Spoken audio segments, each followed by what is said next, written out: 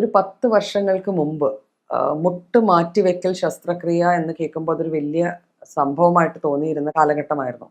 എന്നാൽ ഇന്ന് സർവ്വസാധാരണമായി ഒരു സാധാരണ വീടുകളിൽ പോലും മുട്ട് മാറ്റിവെക്കൽ ശസ്ത്രക്രിയയ്ക്ക് വേണ്ടി പലരെയും മുന്നോട്ട് വരികയും അത് ചെയ്യുകയും അത് കഴിഞ്ഞുള്ള കാര്യങ്ങൾ അതേപോലെ നോർമലായിട്ട് പോവുകയും ചെയ്യുന്ന നമ്മൾ കാണുന്നുണ്ട്. അപ്പോൾ ഇപ്പോൾ അതൊരു വലിയ വിഷയമല്ല. എന്തിനാണ് ആക്ച്വലി മുട്ട് മാറ്റിവെക്കൽ ശസ്ത്രക്രിയ ചെയ്യേണ്ടി വരുന്നത് എന്ന് നമുക്ക് നോക്കാം. അപ്പോൾ അത് ഓസ്റ്റിയോ ആർത്രൈറ്റിസ് എന്നൊരു കണ്ടീഷൻ വന്നു കഴിഞ്ഞാലാണ് പൊതുവെ നമുക്ക് ആ ഒരു സ്റ്റേജിലേക്ക് നീങ്ങേണ്ട അവസ്ഥ വരുന്നത്. പൊതുവെ കാണപ്പെടുന്നത് വലിയ ജോയിൻസ് അല്ലെങ്കിൽ സന്ധികളിലാണ്. നമ്മുടെ മുട്ട്, ഷോൾഡർ, ഇടുപ്പ്, ഈ വക സന്ധികളിലാണ് യൂഷ്വലി നമുക്ക് ഓസ്റ്റിയോ ആർത്രൈറ്റിസ് എന്നുള്ള കണ്ടീഷൻ കാണപ്പെടുന്നത്. അപ്പോൾ ഈ ഓസ്റ്റിയോ ആർത്രൈറ്റിസിൽ ഒരു സന്ധിയിൽ വരുന്ന കുറേ കോമ്പണൻസ് ഉണ്ട്. എല്ലുകളുണ്ട്, എല്ലുകളെ തമ്മിൽ കൂട്ടിച്ചേർക്കുന്ന ടെൻഡൻസ് ഉണ്ട്, മെനിസ്കൈ ഉണ്ട്, ലിഗമെന്റ്സ് ഉണ്ട്, മസിൽസും എല്ലിൽ വന്ന് ജോയിന്റ് ആവുന്ന ടെൻഡൻസ് ഉണ്ട്. അപ്പം ഇവയിൽ ഏതിലെങ്കിലും ഒക്കെ തേയ്മാനം മൂലം വന്നു ചേരാവുന്ന മാറ്റങ്ങളാണ് പലപ്പോഴും OAയിലേക്ക് ലീഡ് ചെയ്യുന്നത്. OA എന്ന് പറയുന്നത് ഒരു ഡീജനറേറ്റീവ് ഡിസീസാണ്. ഡീജനറേറ്റീവ് എന്ന് വെച്ചാൽ അത് നശിഞ്ഞു പോവുകയാണ് ആ ഭാഗം. ഇപ്പം എല്ലിൻ്റെ ആ ഭാഗം ഡീജനറേറ്റ് ചെയ്ത് ഇല്ലാണ്ടാവുകയാണ്. ഈ ഡീജനറേഷനെ നമുക്ക് റിവേഴ്സ് ചെയ്യാൻ പറ്റില്ല. OA ബാധിച്ച ഒരാളുടെ മുട്ട് പഴയതുപോലെ ആക്കാൻ പറ്റുമോ എന്നൊരു ചോദ്യം വന്നാൽ ഇല്ല എന്നുള്ളതാണ് അതിന് ക്ലിയർ ആയിട്ടുള്ള ആൻസർ. പിന്നെ നമുക്ക് എന്താ ചെയ്യാൻ പറ്റുക? OA നമുക്ക് എങ്ങനെ പ്രിവെൻറ്റ് ചെയ്യാൻ പറ്റും? അപ്പോൾ ഇത് പ്രിവെൻറ്റ് ചെയ്യണമെങ്കിൽ നമ്മൾ ആദ്യം ഇതിൻ്റെ കാരണങ്ങൾ എന്തൊക്കെയാണെന്ന് അറിയണം. പൊതുവേ OA വരുന്നത് വെയിറ്റ് ബെയറിംഗ് ജോയിൻസ് ആണെന്ന് ഞാൻ നേരത്തെ പറഞ്ഞു. ഭാരം കൂടുതൽ വരുന്ന ജോയിൻറ്റുകളിൽ പൊതുവെ മെയിൻലി വരുന്നത് മുട്ടുകളിലാണ് OA കാണപ്പെടുന്നത്. അതിന് കാരണം ആ ഒരു ജോയിൻറ്റ്, ആ ഒരു സന്ധിക്ക് താങ്ങാൻ പറ്റുന്നതിൽ കൂടുതൽ ഭാരം ആ സന്ധിയിൽ വന്നാൽ അവിടെ OA വരാനുള്ള സാധ്യതയുണ്ട്.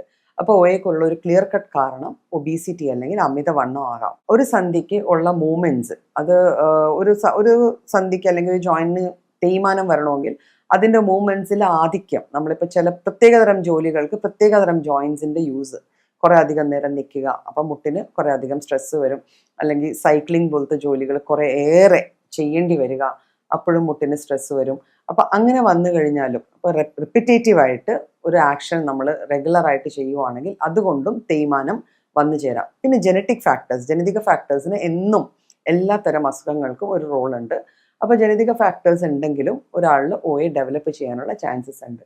പിന്നെ ഡെഫിഷ്യൻസി കൊണ്ട്, അതായത് കാൽഷ്യം ആണല്ലോ നമ്മുടെ ബോൺസ് ഒക്കെ ഉണ്ടാക്കി വെച്ചിരിക്കുന്നത്. നമ്മൾ എല്ലുകളെല്ലാം നിർമ്മിക്കപ്പെട്ടിരിക്കുന്ന കാൽഷ്യം, ഫോസ്ഫറസ് എന്ന ഘടകങ്ങൾ കൊണ്ടാണ്. അപ്പോൾ ഇവയിൽ വരുന്ന എന്തെങ്കിലും അസുഖം മൂലമോ ഏതെങ്കിലും കഴിക്കുന്ന മരുന്നുകൾ കാരണമോ ഇതിൻ്റെ അളവിലോ അല്ലെങ്കിൽ അതിൻ്റെ തന്മാത്രയിലോ വരുന്ന കുറവുകൾ കൊണ്ടും നമുക്ക് OA അല്ലെങ്കിൽ ഈ പറഞ്ഞ പോലെ സന്ധിവാദം എന്ന് പറയപ്പെടുന്ന ആ ഒരു കാറ്റഗറിയിൽ വരുന്നൊരു അസുഖമാണ് OA വന്നു ചേരാം. അപ്പോൾ ഇത്തരത്തിലുള്ള കാരണങ്ങൾ വന്നു കഴിഞ്ഞാൽ ഒരു വ്യക്തിക്ക് OA വരാം. OAയുടെ ലക്ഷണങ്ങൾ ഭയങ്കര വേദന, കണ്ടിന്യൂസ് ആയിട്ടുള്ള വേദനയായിരിക്കാം. ചിലപ്പോൾ അതിൻ്റെ ചുറ്റും ഒരു റെഡ്നെസ്, ഇൻഫ്ലമേഷൻ്റെ സൈൻസ്, ഒരു ചുമപ്പ് കളർ കാണാം, തൊടുമ്പോൾ ഒരു ചൂട് തോന്നിയേക്കാം. ചിലരിൽ കൂടിയ കേസുകളിൽ, അതായത് ഈ വേദന കൂടി വരുമ്പോഴത്തേക്കും അവിടെ ഒരു നീർക്കോള്, സന്ധിക്ക് ചുറ്റും ഒരു നീര് കാണും, കളർ ചേഞ്ചസ് കാണും.